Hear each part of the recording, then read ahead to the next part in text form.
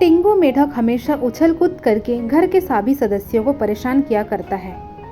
कुएं के अंदर एक अपनी दुनिया थी और कुएं के बाहर एक अलग दुनिया। ये कुआं हजारों सालों से था। गांव के सभी लोग इसी कुआं का पानी पिया करते थे। पर जब बरसात आता था तो इसका पानी पीने से गांव के छोटे बच्चे और बुजुर्ग जल्दी बीमार पड़ जाते थे। कभी कभी उस कुएं में सांप भी घुस जाता था और एक आध मेढक को निकल जाया करता। इससे मेढक की जाति कम हो जाती और इससे टिंगू ये सब देखकर घबरा जाता था। टिंगू अपने दादा से पूछता है, दादाजी क्या हम सब ऐसे ही मारे जाएंगे?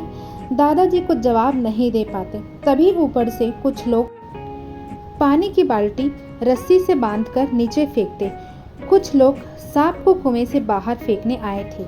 सांप की समस्या हल हुई। अब टिंगू फिर से पहले की तरह उछल कूद करने लगता है और आराम से मस्त लेटकर एक से एक बढ़कर सपने देखता है।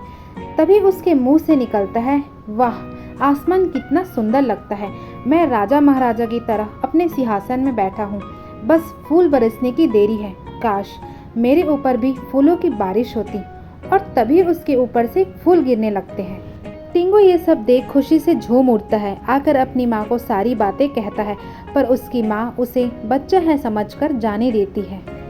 कुछ दिनों बाद टिंगू उसी जगह पर वापस जाता है और बड़े आराम से पत्थर में लेटकर फिर से सोचने लगता है, मैं कितने दिनों से कह रहा हूँ कि काश मेरे वो दोस्त वापस आ जाए जिससे वो दुष्ट सांप ने निगल लिया था, पर तुम हो कि मेरा बात सुनते ही नहीं हो।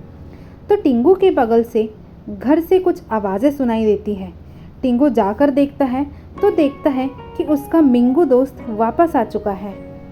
उसका दोस्त बड़ी घायल अवस्था में अपना घर लौट आया है। टिंगू उसे देख गले लगाता है, मेरे दोस्त तुम कैसे बचे? तुम कहाँ चले गए थे?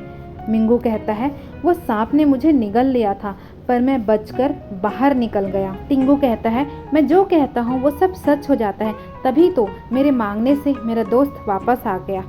तभी एक मेढक बोलती है, बड़ा तेरे बोलने से सब होता है, तो बोलना कि इस कुएं का पानी सूखा ना रहे, जल्दी से वर्षा आ जाए। वो कहता है, वर्षा हो, तेज वर्षा हो, पर कुछ भी नहीं होता। और ऊपर से कुछ लोग उस कुएं में दवाई डालते हैं। सफ़ेद पाउडर उसके मुंह पर पड़ता है। सबकी आंखों के सामने धुंधलाहट छा जाती है। कुछ देर तक पानी सफ़ेद, फिर उसके बाद सामान्य हो जाता है। तभी चाची कहती है, हाँ हाँ देख लिया, तुम्हारी शक्ति बस इधर आकर बड़ी बड़ी डींगे हाँकने में है। बारिश के लिए बोली थी, देखा इंसानों को भी कितना तकलीफ है। पानी मटमैला और गंदा हो चुका है, इसलिए सभी इस कुएं की सफाई करने के लिए दवाई डाल रहे हैं। हम सब तो जैसे तैसे करके इस कुएं में अपना गुजारा कर सकते हैं, पर इंसानों को इसका पानी पीने से कहीं बीमारी ना हो जाए, ऐसा सोचकर इसकी सफाई कर रहे हैं। सभी मेढक वहां से चले जाते हैं, पर दादाजी वहीं रुकते हैं। टिंगू दादाजी से कहता है, दादाजी मैं सच कह रहा हूँ। दादाजी उसकी सारी बातें ध्यान से सुनते हैं और टिंगू को उसी जगह वापस लेकर चलते हैं। टिंगू अपने दादा को बताता है, दादाजी मैं इसी पत्थर पर लेटा था और कहा कि फूलों की वर्षा हो, तो वर्षा हुई।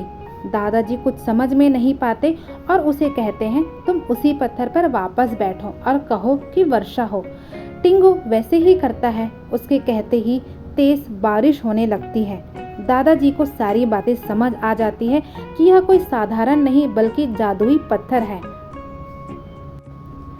दादाजी टिंगू से कहता है, टिंगू जल्दी जाओ और हमारे सारे सदस्यों को, सभी साथियों को इकट्ठा करो। सभी साथियां, सारे मेढक के परिवार एक जगह पर इकट्ठा होते हैं। दादाजी कहते हैं, मेरी बातें सभी ध्यान से सुनेंगे। हमारा टिंगू ने एक ऐसा जादुई पत्थर का खोज किया है जो आपका सारा इच्छा पूरा कर सकता है, पर एक शर्त पर। ये जादुई पत्थर सिर्फ बच्चों का बात सुनता है, क्योंकि बच्चों में निस्वार्थ भाव होता है। बच्चों में सिर्फ अच्छाई होती है, उसके मन में कोई छल नहीं होता।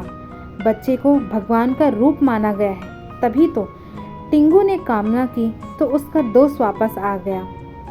और अगर ये पत्थर हम में से किसी को मिला होता तो हम सिर्फ अपने फ़ायदे और अपने भलाई के बारे में ही सोचते। भला हम सबको क्या चाहिए? एक अच्छा जीवन, अच्छी स्वास्थ्य और सबकी भलाई। तो हम सब यही मांगेंगे। तो चलो अपनी अपनी मत रखना शुरू करो। तुम सब क्या मांगना चाहते हो?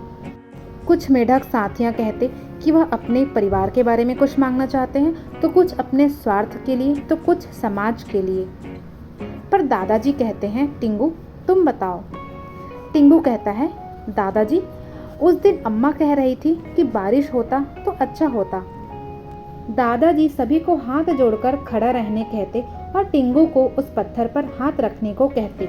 मेरे साथ साथ सभी दोहराते जाओ। टिंगू बेटा, तुम पत्थर पर हाथ रखकर हमारी मांगे पूरी करो।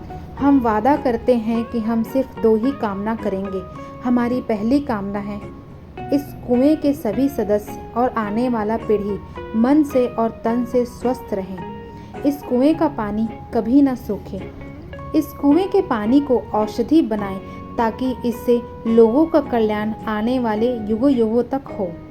टिंगू पत्थर पर हाथ रखकर कहता है, दादाजी की कामना पूर्ण हो।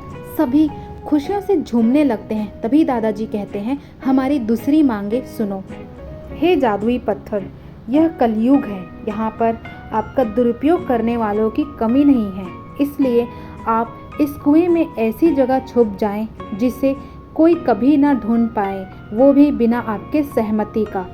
टिंगू कहता है, दादाजी की कामना पूर्ण हो। और टिंगू के हाथ में हरे कलर का छाप छोड़कर पत्थर गायब हो जाता है। टिंगू अपने दादाजी को गले से लगाता है और कहता है, दादाजी आप कितने अच्छे हैं, आप कितना अच्छा सोचते हैं। ऊपर से कुछ लोगों की आवाज़ आने लगती है। कुछ बीमार लोग कुएं का पानी पीकर ठीक हो रहे थे। सब कुछ अच्छा और अच्छा ही हो रहा था।